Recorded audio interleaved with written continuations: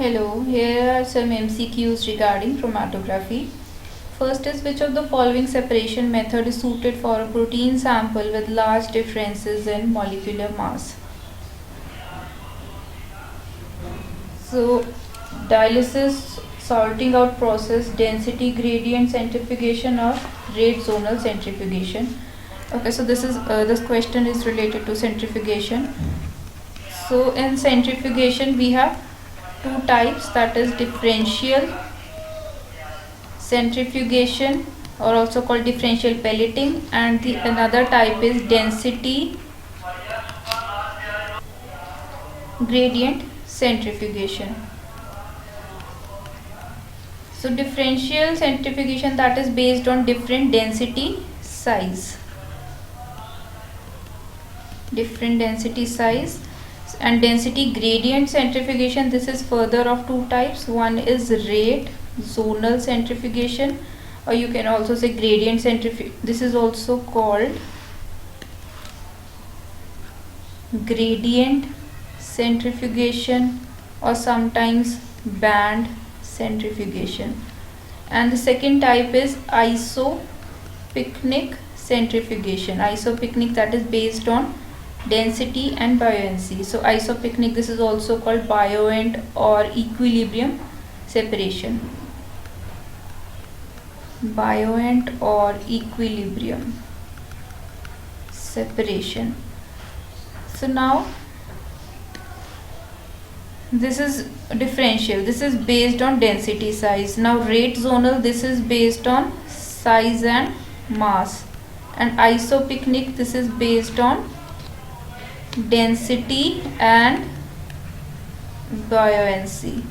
So here they're talking about large difference in molecular mass. So on the basis of size and mass we have rate zonal centrifugation. So instead of rate zonal they can give another name also, gradient centrifugation or band centrifugation. Okay, so now coming to second question. In which of the following separation method, where proteins are separated on the basis of their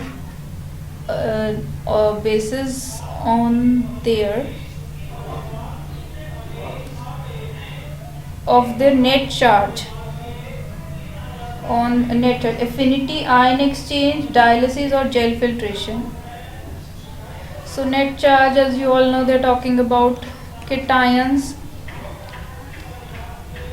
and anions, cations positive and anions negative.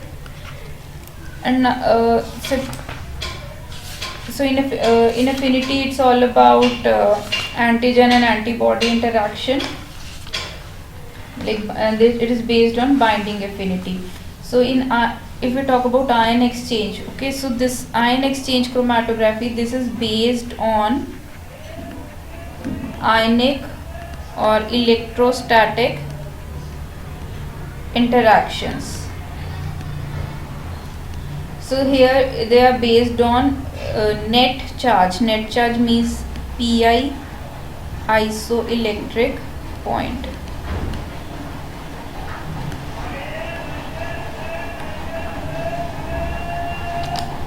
So ion exchange chromatography, they are talking about cationic and anionic. Now net charge means based on pi, isoelectric point.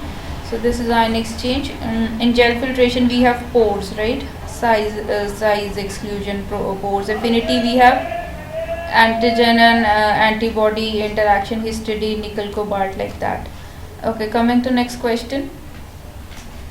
In gel filtration chromatography, separation of proteins are based on their size and net charge, size and shape, size and specific affinity, size and net charge. So they're talking about gel filtration. So now if you just remember gel filtration, this was based on pores and that size of the molecule. Beads were there, pores, beads, and that stationary phase. So this is also called molecular sieve rate. So is net charge involved there? This is no, this is in ion. Net charge is in ion exchange chromatography. Affinity, this is in affinity chromatography. Again, net charge is in ion exchange chromatography.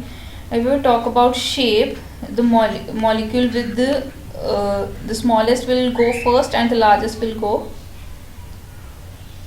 the smallest that can go inside the pore, right? So it will go last, and the bigger one that will not get trapped inside the pores, so it will move fast. So this will go first. Okay, so we will see this shape. See, size is common, size is there, size is there, size is there. So basically it's the keyword is about the shape. In objective questions we have to look for the keywords, like main words. We know in gel filtration the size of the molecule is there. We know that net charge is in ion exchange. Okay, so this is eliminated, this will not be there. So like that. Okay, now next. Okay, 3 questions were there. Okay, thank you.